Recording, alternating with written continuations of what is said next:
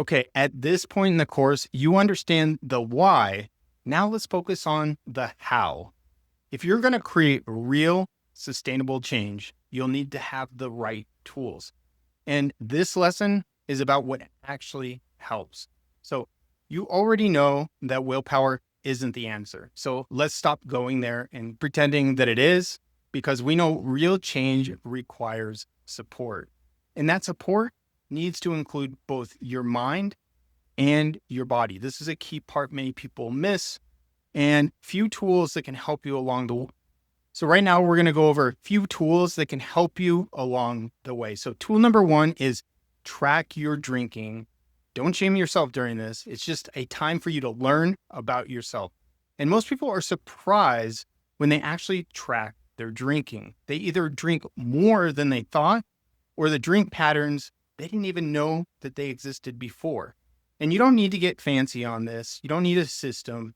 You just really need to write it down. The date, the time, the how many drinks, maybe how you felt before and after, and what was going on around you. And at this point, it isn't about being perfect. It's about raising your awareness. And once you see these patterns clearly, you can start to begin to shift them.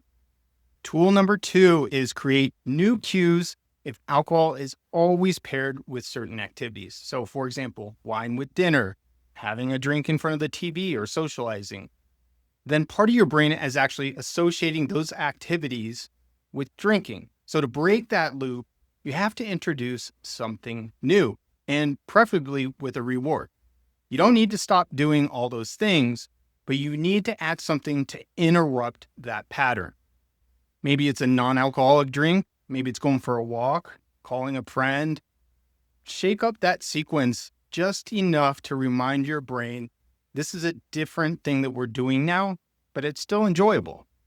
Okay, number three is choose alcohol-free alternatives. I mentioned this a little bit in our routine, and this isn't about tricking yourself. It's about supporting yourself, because there's actually hundreds of alcohol-free wines, beers, spirits, and also mood-boosting drinks on the market right now. It's blowing up. So try some. Which ones do you like? And see if having some of these sips still gives you that ritual that you crave, but without the consequences. And sometimes it's just enough to take the edge off, both socially or mentally. So don't underestimate how powerful this swap can be. Okay, tool number four is build an actual support system. You don't have to go to meetings. I mean, that's why we're doing this course. You don't need to go out and tell everybody what you're doing or make a big declaration. But change is harder when you're by yourself doing it. So find people, even if it's just one person, who gets it, who can support you. And that could be somebody like a coach, a friend. It could be even just a community on Facebook.